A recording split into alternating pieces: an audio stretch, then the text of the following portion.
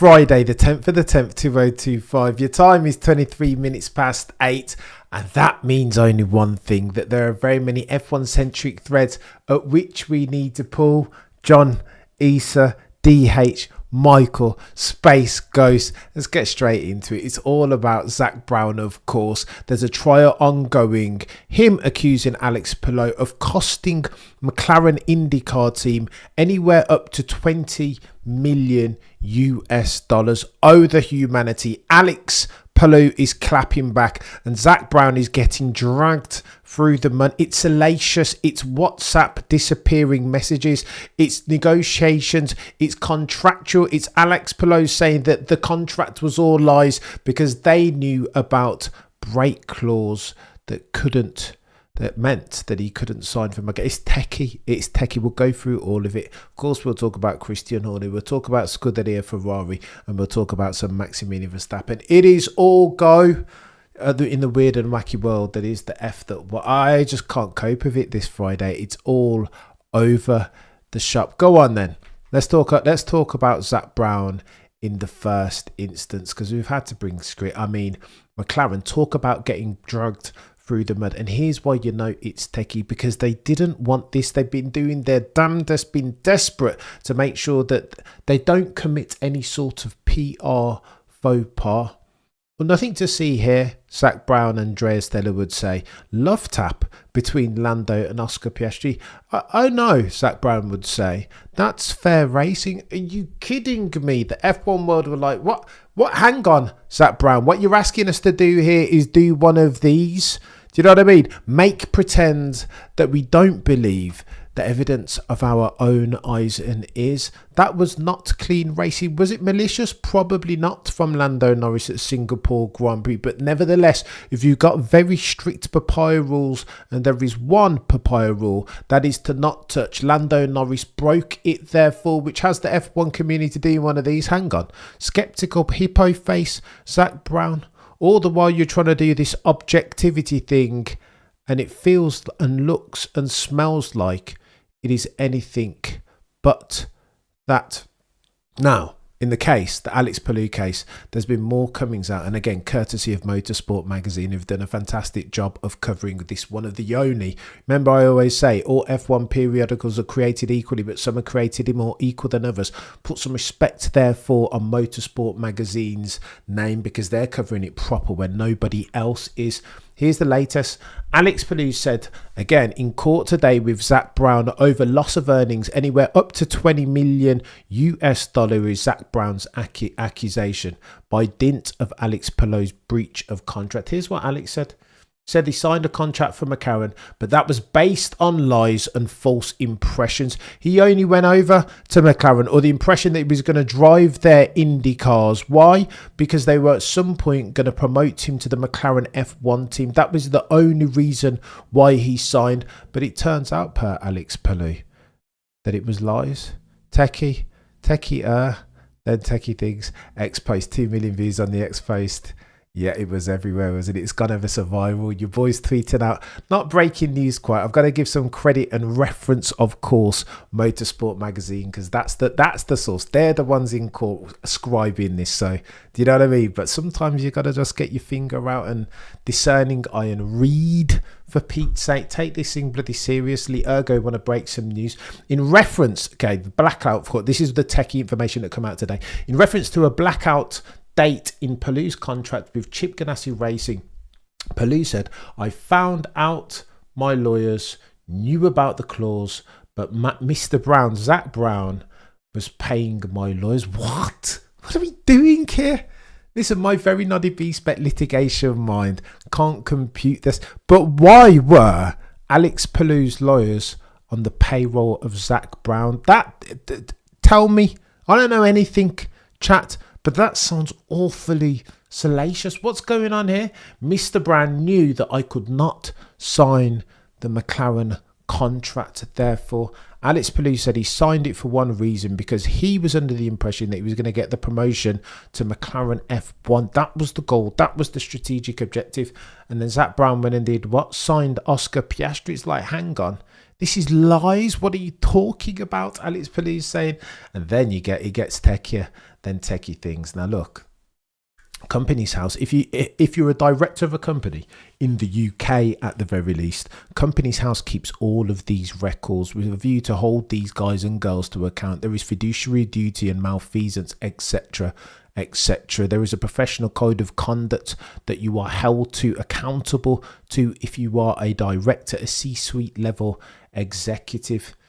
So again, if you're a director of a firm, Companies House, Google it, it is all there. Let's have a look at Zak Brown, his history as far as the companies at which he's been a C-suite director, CEO. In the first instance, McLaren Racing Limited, nothing to see there. So he's appointed July of 2018. He's still there because otherwise you would see an end date. In the second instance, Andretti United Extreme Limited. What's going on here? I mean, that's interesting, but not the main event in this narrative equation. Quadrant Esports Limited. Huh? What are we talking about? And again, this is known in amongst the community. What's going on here, chat? Because Quadrant obviously belongs to Lando Norris. This is his esports entity, isn't it? So what then was Zak Brown doing? Listen, and again, this isn't malfeasance. Zak Brown can do whatever he wants. This isn't even conflict of interest per se. Of course, Zak Brown could be CEO and or director of Lando Norris's Quadrant Esports team. Of course he can. Of course he can. But nevertheless, look, if we're having the conversation about whether Zak Brown would favour a Lando Norris, then surely because of their relationship, because of their history, length of service and tenure, Zak Brown, if he could push a button, would push the Lando Norris button every single time. We're having this conversation under the umbrella heading, if we're leveraging litigation terms and getting very techie, mens rea as versus actus rea. Mens rea is the desire and the motive. Actus rea is the action, doing something about it. This is men's chat. I'm not close enough to the McLaren team to say whether Zak Brown is actually putting his thumb on the competitive landscape scale. I'm not close enough. What I'm saying here, putting forth of my supposition, is if Zak Brown could click his fingers, rub a lamp and have a genie come out, there is no way that Zak Brown wouldn't prefer his old mate Lando Norris, McLaren's prodigal son, to win the championship over Oscar Piastri. That much is sure. And oh, by the way, if we're having this conversation about Zak Brown and his personality, he's always struck me of a bit of a Ricky Gervais. Office settings, Office US settings, David Brent. And then when you see him in Netflix, again, reminiscent of Ross Brown talking about the one that they call Toto the Boy Who Cried Wolf in Netflix. Again, shout out to Baxter B for remembering this, and Safak, by the way, for remembering the thing that you see on the right hand of your screen. Baxter B was like, I'm sure Robert Chinchero said something to the effect in Netflix Drive to Survive to Danny Rick, I told you not to trust Zak Brown. I was like, Baxter, your memory is insane. Let me check my maths. And then you see the clip, roll it. Boys,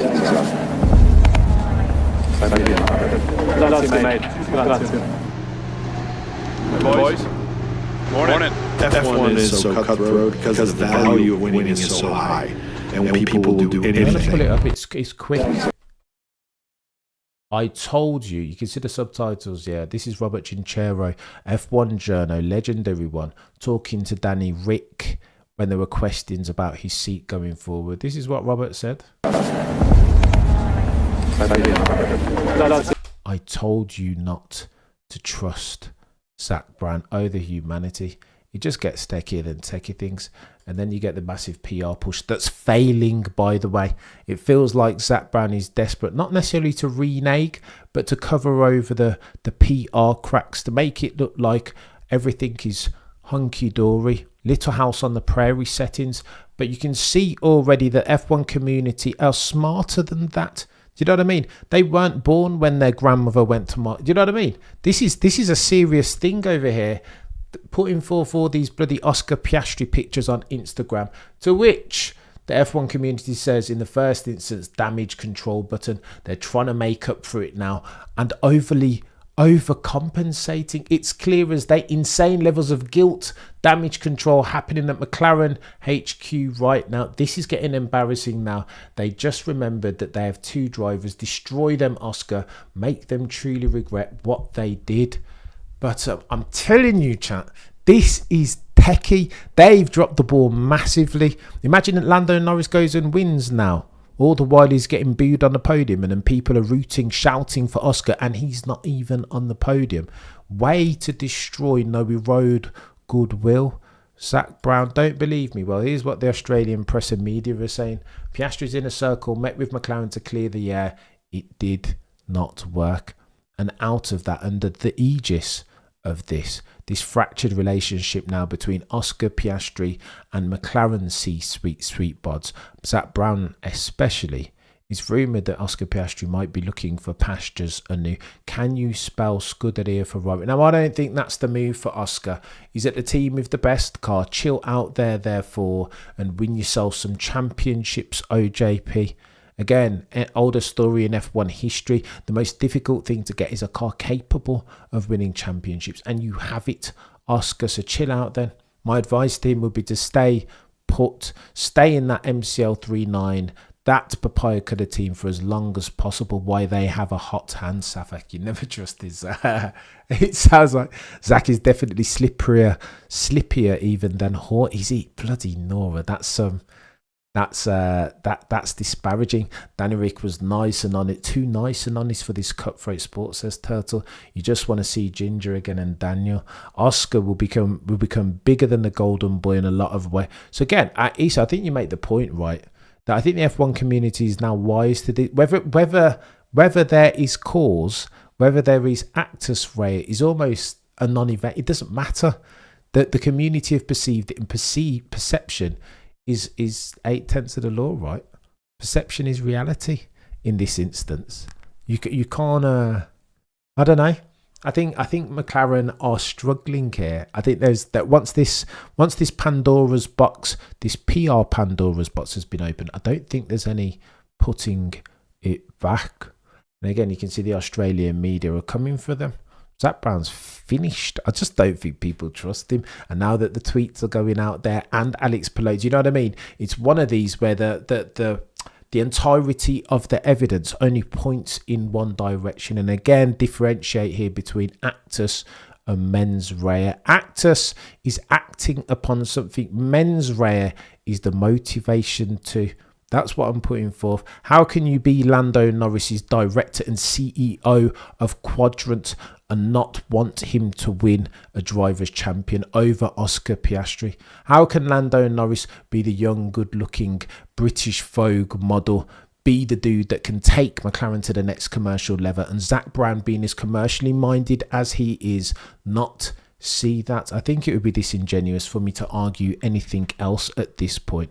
That Zak Brown wants Lando Norris to win the championship. You bet your bottom dollar he does. It gets techier. Oscar is playing up the victim card. Do you think so, Miami? You didn't. I don't think Oscar's got a victim card in it. I don't think you would know how to spell those words. Even Oscar. Victim card, behave yourself. Oscar, if that were me in that car and at the Italian Grand Prix, they asked me to chill out and give Lando Norris a tow in qualifying to make sure that he can get through to Q3. The only other person with whom I'm competing in the championship, mate, there would have been problems. It would have gone nuclear then if that were me. So hot of head am I. Now, I don't think Oscar's got victim in him. If he wanted to be the perfect victim, he's had plenty of opportunity season today. He could have gone in already at Monza or the British Grand Prix or Australia when they told him to hold station. He had a gazillion opportunities. Singapore's the latest and greatest, and that now Oscar's lost his mind tells you exactly how aggrieved you or I would be, who are far less as far as our mental fortitude, length and breadth. F1 the light. You're a legend, John. Having Andrea and Oscar carry the anti-truck. Did you see that? Oh my gosh, Easy G. You know, I saw the footage earlier. I was going to try and pull it up, but I just thought, what are they? It's just too much. McLaren are too much. They're too transparent in their overcompensating, and I think it's going to get taken. I mean, it's Kota next week, eh? Can you imagine the two of them put it on pole, going down that long run in cheeky left-hand turn? Mate, I think it's going to be problems for them because Oscar Piastri isn't going to let out now. He knows in his heart, and he will be being advised by Mark Webber, that potentially he might be swimming upstream. Webber won't want him to make the same mistakes that he did. Defer to Sebastian Vettel for 4 seasons back to back. No chance. No way, Jose. He'll be looking to nail him. And I don't hate Oscar Piastri, of course. You want to win yourself a world championship? Or nah, it's not fair in 3 recent races. Let's live in reality, chaps. I used to love Lando too. I still don't mind Lando, but I don't know. The combination. Let's talk about Lando very quickly. As brilliant as he is, before we talk, and I want to talk about Max and Scuderia Ferrari. As brilliant as Lando is, for Pete's sake, man. Like, can you spell sometime-ish? Can you spell clutch or lack thereof? I mean, he was brilliant in McLaren in qualifying, but that's the rare occasion, right? The exception that proves the Lando Norris rule. He's a start job bottler, isn't he? Nobody lost more places than Lando Norris last year off of the starting lap. Has he fixed for that? Not quite. I still think he's a bit conservative. Okay, so for the first time we saw in Singapore him going very aggressive off the start, which is in stark contrast to the most recent examples. But I don't know. I think Lando Norris thinks he's better than he actually is, relatively, next to a Max Verstappen and an OJP and the modern day Jean Alesi and Charles Leclerc. I think he thinks he's better than he is, and George Russell. I think if you're pointing Lando, if you're going to categorise Lando up against that level of competition, I'm not sure you can put him in the top 3. Are you going to tell me that he's faster and better than Max? Absolutely not. He's confessed up to it. Remember the other day when he said, well, if I could do my time again, I wish that I had an F1 driver as a dad and a professional racer as a mom, and I wish I was... Like, he's confessed up to the fact that he knows that Max Verstappen is the best, ergo ipso facto better than he is. You're going to tell me that George Russell's not better than Lando as well? Of course he is. And Charles and anybody else. I'd probably take Sir Lewis over Lando, even though he's 40 years old. You know what I mean? When Lewis has had his Weetabix, you're telling me he's not better than... Of course he is.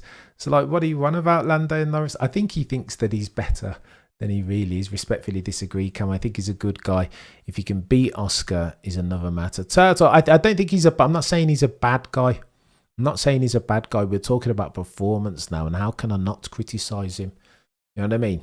You guys would have to question my integrity, therefore, mamma mia, shut up, Lando, FFA. So what's happening with Lando, right, is that in trying to be a mainstream superstar, he's disenfranchised so much of the die-hard, grizzled F1 fan base.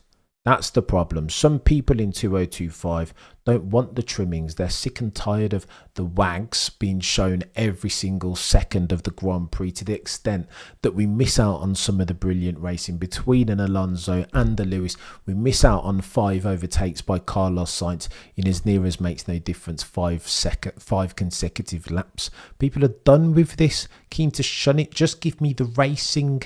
Therefore, if you're a brilliant peddler, Lando, then pedal brilliantly. Be clutch in clutch times. Nobody wants to see you on die-hard. Veterans, at least, don't want to see you on road. But then, to play contrarian, to play devil's advocate, are we not in the Netflix Drive to Survive era? What else do you want?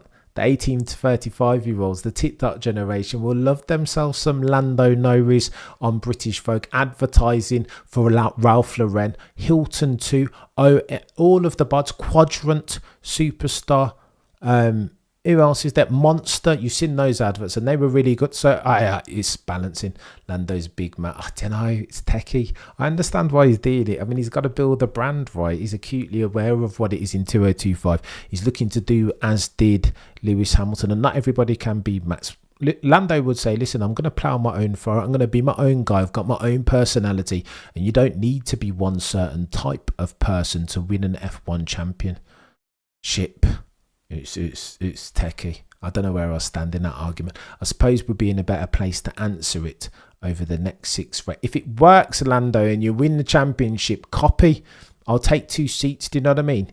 Like, make me eat my words. If it doesn't, though, Imagine at the end of the season, Oscar Piastri is a champion in only his 3rd season. This is Lando's 7th or 8th even. Massively experienced, can't call himself a rookie anymore. People are going to point at the British Vogue, those pictures straight away.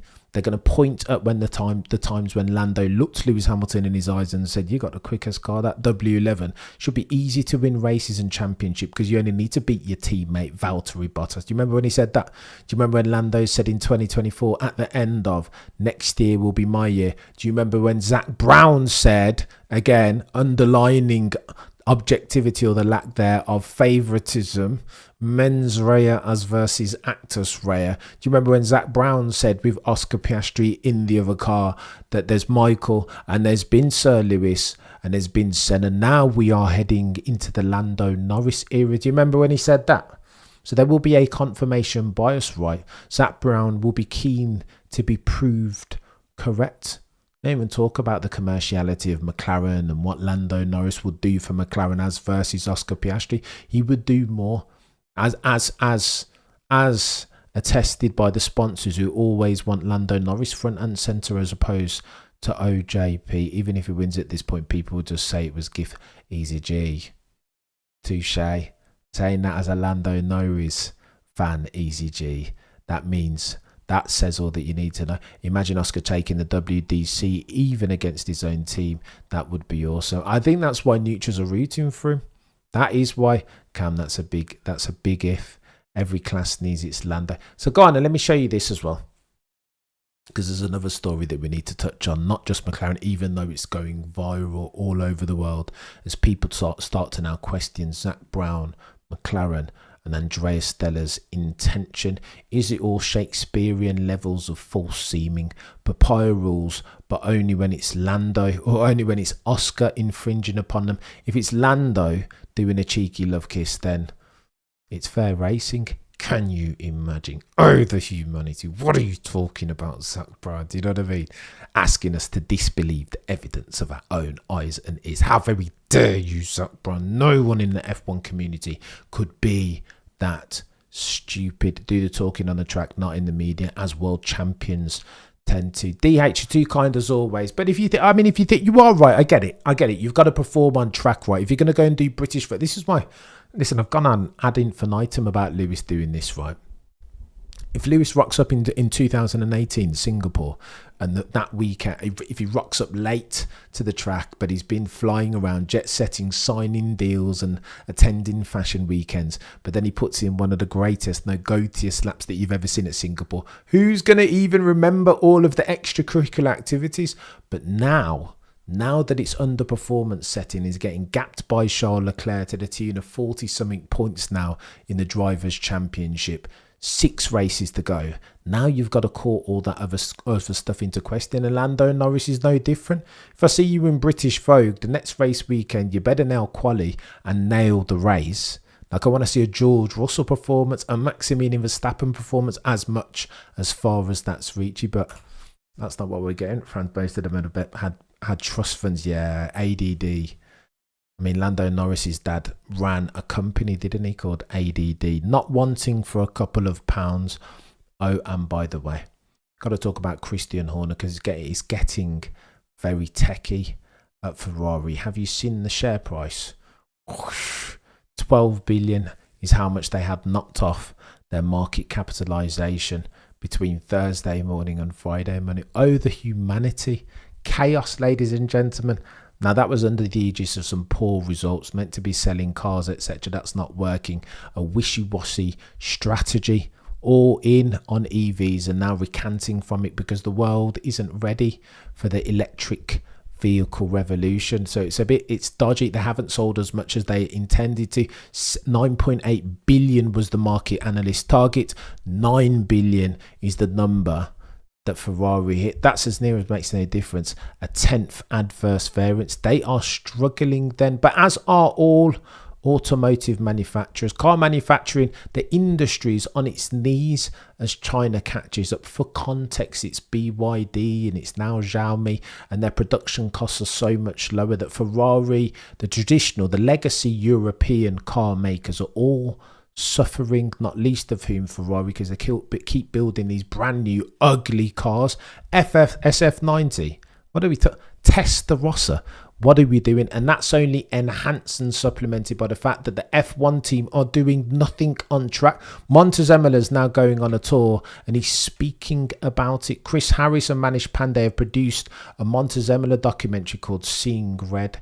In it, of course, you're going to see the legend that is Montezemola, but it's going to conjure reminiscences of a bygone Ferrari era when they won 2000 to 2004. Who could beat Ferrari? Nobody even watched because it was so predictable, because Schumacher won every single race. People would turn on the start and watch the first few minutes when there might be some action and come back an hour and a half, 2 hours later and see the finish. Nobody watched it because it was too predictable, because Ferrari dominated. They destroyed everything that came before them. That feels like a gazillion years ago now. It was not. It was 20. What do we do? 21 years ago, Michael Schumacher reigned supreme. It feels like that was before Christ now.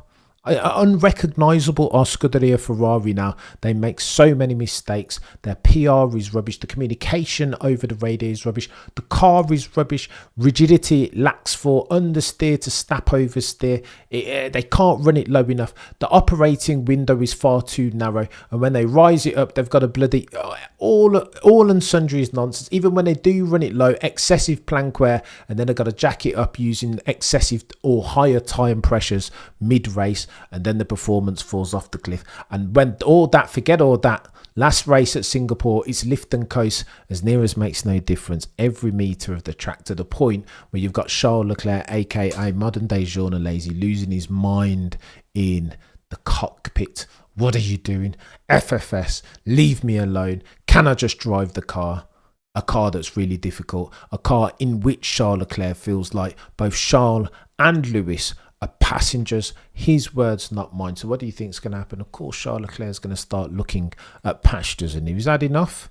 It's too much. How many years back to back do you expect Charles Leclerc to put up with this nonsense in perpetuity? It's unacceptable. Listen, I've got a disparaging comment about Charles Leclerc in my locker. Of course I have, but he's a nice bloody guy. And now I don't even want to take the mick out of him. I feel sorry for him. Of course he still has an unforced error in his life. Of course he does. Mistakes of the unforced variety PLC is what Charles Leclerc is. But you've got to feel sorry for him at this stage. Now, Montezemola's gone on this tour. Remember, Montezemola in the lead up to this film, Seeing Red promotion, he was saying a couple of different things, wasn't he? You recall? They asked him, tell me about the leadership at Scuderia Ferrari, and he did one of these. It's like, what leadership? There's been no leadership at Scuderia Ferrari for the longest time. I saw the headline insinuating Ferrari are doubling down on EVs. They'll probably do the same with LTWM. I certainly hope not. Can you imagine? Nonsense. Chaos.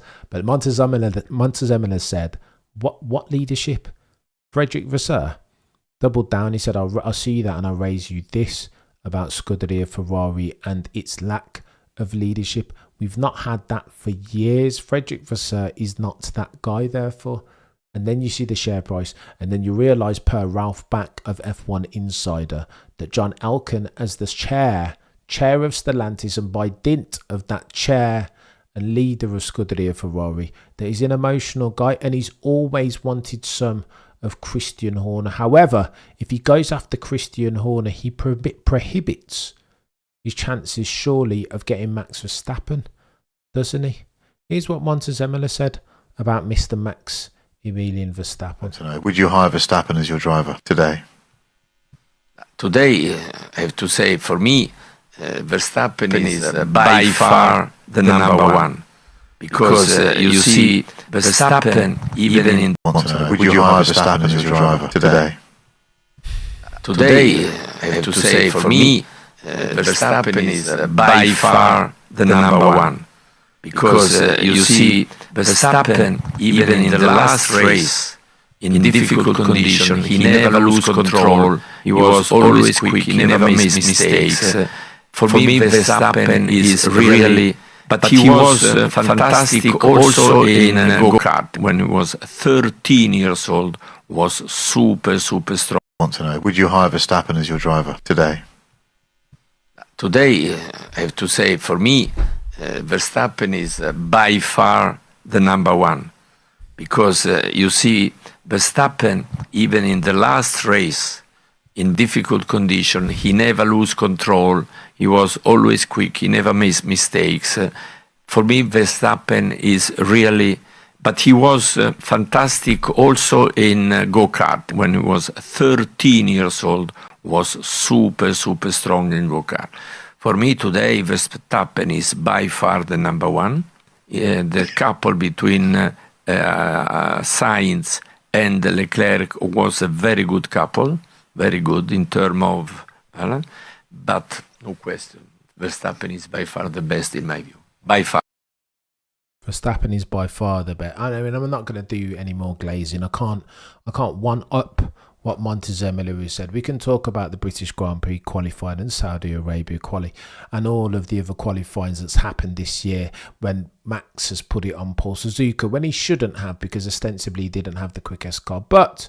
But from Montoya, you heard the final portion about we had ourselves a decent driver pairing in Leclerc and Carlos Sainz.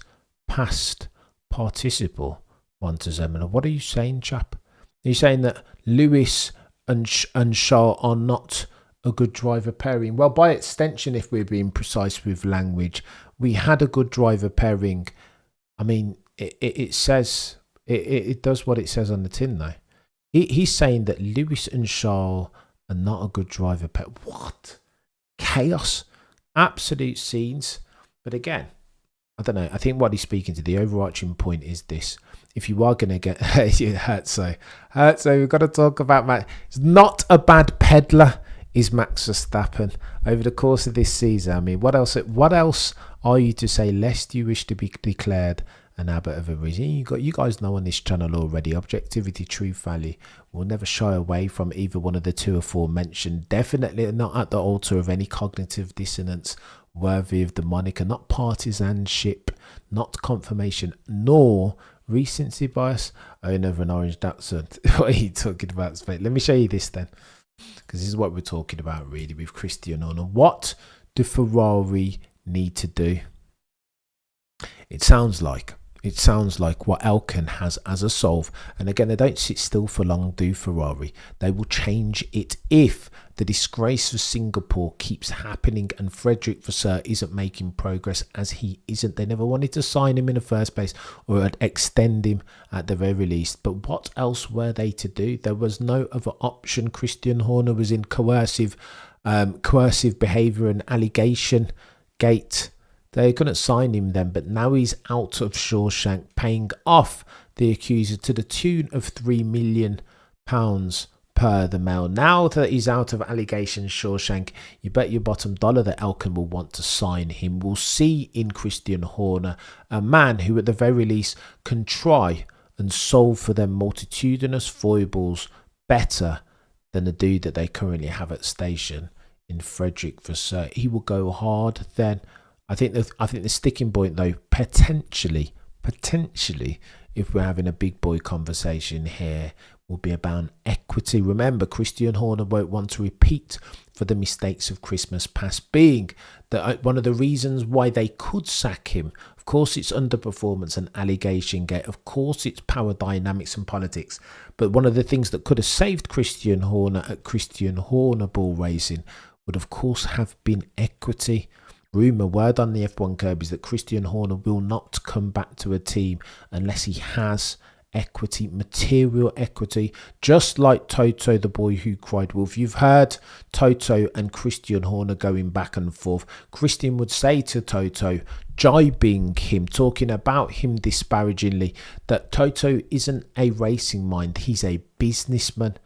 He didn't grow that team, he inherited it from Ross Brawn, is what Christian Horner would say. And Toto would turn back and look at Christian Horner in the face, say, I didn't inherit the team, mate. I'm a billionaire. I bought it and that would cut deep on Christian Horner, because at the time he couldn't leverage the British financiers to spin off Oracle Red Bull Racing. He couldn't get the investors together, and that's why ultimately some say he got sacked. Christian Horner is not a daft person.